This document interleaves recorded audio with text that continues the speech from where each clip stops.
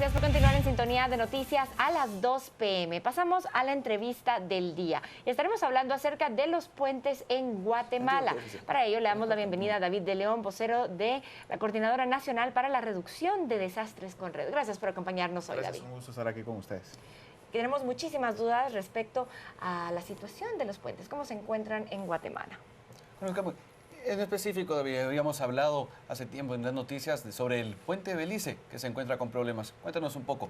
Bueno, sí, este puente, data desde 1959, que fue la fecha de construcción. Desde esa fecha para acá, a partir del año 2000, se ha hablado mucho sobre la necesidad de darle un mantenimiento a este puente, porque soportó el terremoto del 76, aún es necesario darle ese tipo de mantenimiento porque no lo ha tenido, pero sabemos que ya hay un proceso directamente por parte, en este caso, de las autoridades del Ministerio de Comunicaciones, que están viendo la forma como poder iniciar y dar mantenimiento a este puente.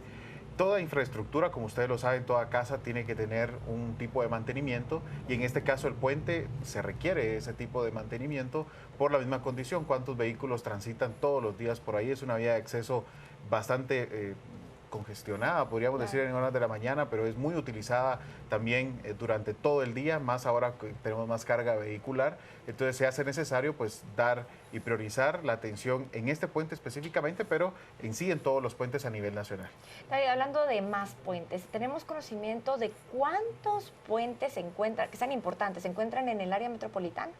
Bueno, tenemos otro puente importante, el puente El Incienso, por ejemplo, el puente El Naranjo, que une ya con sectores de Misco, otros puentes como en la zona 5, por ejemplo, el puente Olímpico, otros puentes que también ya se han hecho un tipo de investigación por parte de Conred, por ejemplo, a solicitud de las mismas autoridades municipales, que fue el del periférico sobre la Roosevelt, sí, San Juan y Aguilar Batres. Esos sí han recibido mantenimiento ya recientemente, incluso en la Roosevelt se estaba, veíamos ese tipo, o sea, sí han recibido mantenimiento ese tipo de puentes, pero en el interior del país se hace también necesario pues verificar cuál es la condición en la que se encuentra.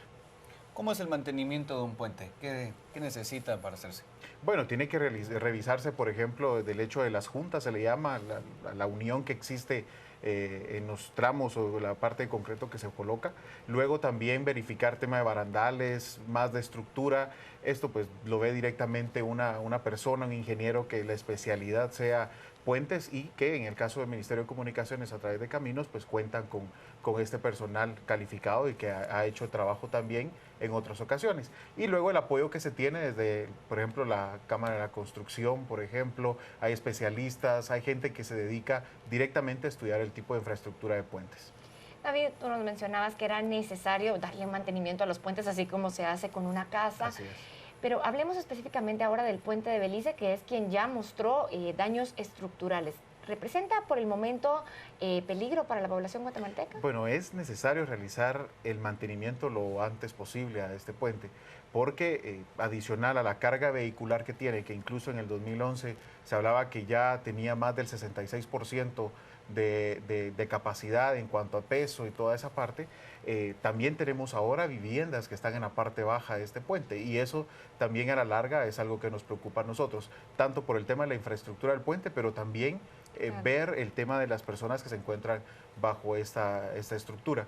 Creo que es vital en el caso de todo tipo, decíamos, de infraestructura, darle un mantenimiento adecuado y se hace necesario en el caso del puente de Belice también pues verificar y realizar ese tipo de labor. Sabemos que ya hay como decíamos, un acercamiento, ya las autoridades están pues viendo todas las posibilidades para iniciar este proceso. Hay que ver tema de presupuestario y toda esa parte, pero ya tenemos conocimiento que hay un acercamiento. ¿Qué papel juegan las municipalidades en el mantenimiento del puente? En específico, el puente de Belice y la Municipalidad de Guatemala. Bueno, ahí es algo que se ha estado, por ejemplo, platicando siempre porque es una vía principal, una ruta principal, sea 9 Norte, que en este caso, pues Caminos en un momento determinado también ha estado dando mantenimiento, pero también hay, en el caso de otros puentes o los factores a nivel municipal que requieren la atención directamente de las autoridades. Es un acuerdo que se puede dar incluso entre municipalidad y gobierno central en poder dar el apoyo en, por ejemplo, evaluaciones o trabajos de reparación que se requiera o mantenimiento. Entonces, es un proceso entre las autoridades a nivel municipal con el acercamiento acompañamiento de las autoridades a nivel pues central directamente.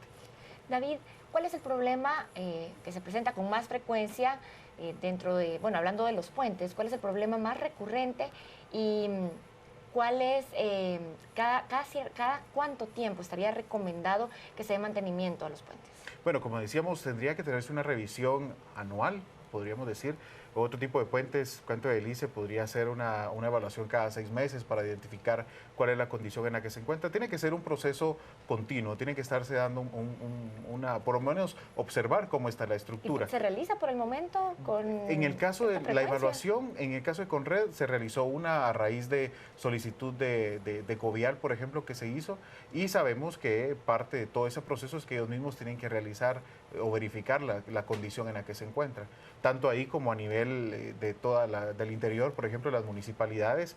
El principal problema que se da, y esto ocurre más que todo en el interior, es el colapso de puentes para la temporada de lluvias, pero es ahí donde tienen que tomar en cuenta en los diferentes estudios la variable de riesgo, que en muchos casos no se toma, y hay casos, por ejemplo, en donde un puente alrededor de unos 20 años le llevó a la comunidad solicitar ese tipo de estructura, y luego con la temporada de lluvias vino y esto generó que el puente colapsara. Entonces retrocedemos, y es una gráfica o es algo que podemos poner de ejemplo.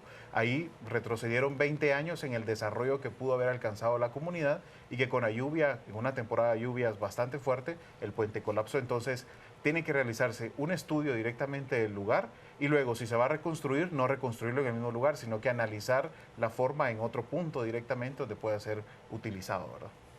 Sé que hablamos de puentes, pero me interesa saber también qué otras estructuras dentro de la ciudad de Guatemala y en el interior de la República la Conred verifica.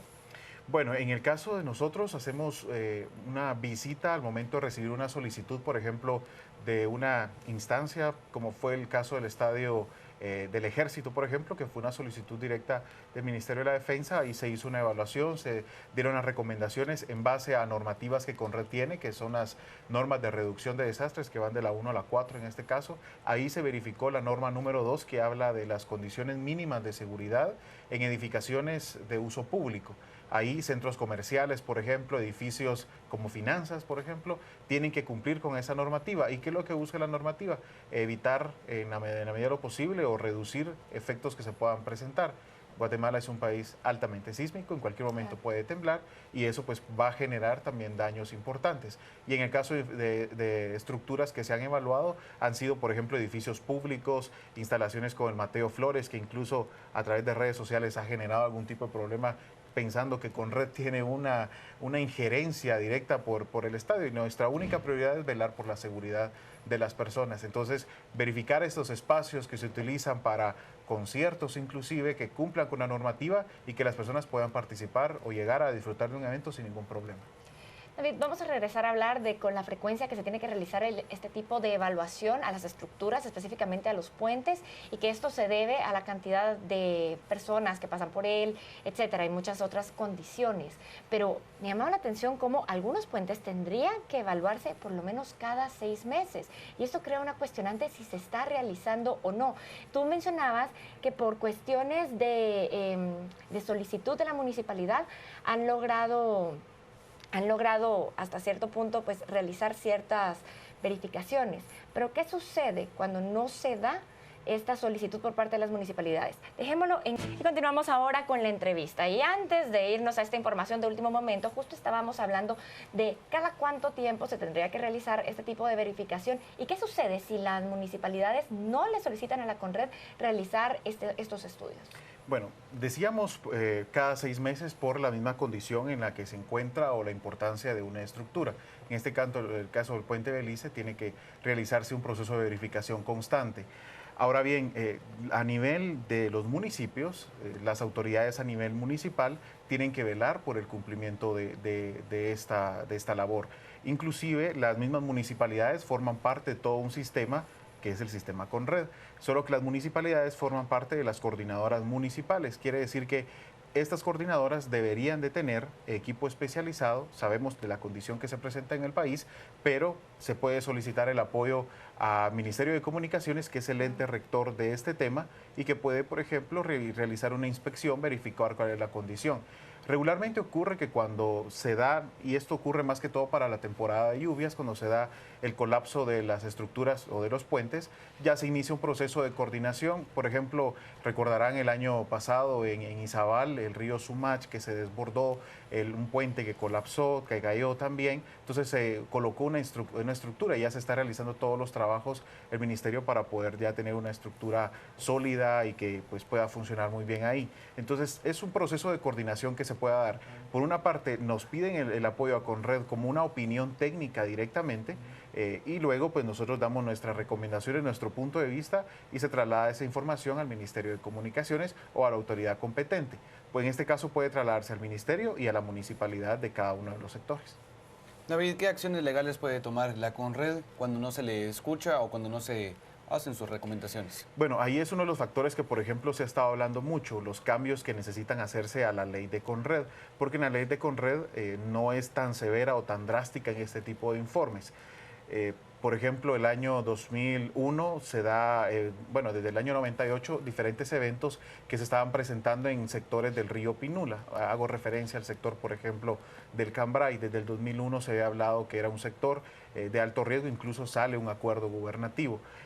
Se emite en todas este tipo de acciones directamente declarándolo como un sector de alto riesgo, y ya es la autoridad a nivel municipal quien debe iniciar todo un proceso de, por ejemplo, evitar que las personas permanezcan en esa condición de peligro. Así como ha ocurrido ahí, se hizo, por ejemplo, en Misco, con tal de obligar a las personas, a las familias a evacuar porque la condición de peligro es latente. Lo que se hace es ver en un momento determinado, con coordinación de derechos humanos también, cortar los servicios para evitar que las personas estén ahí.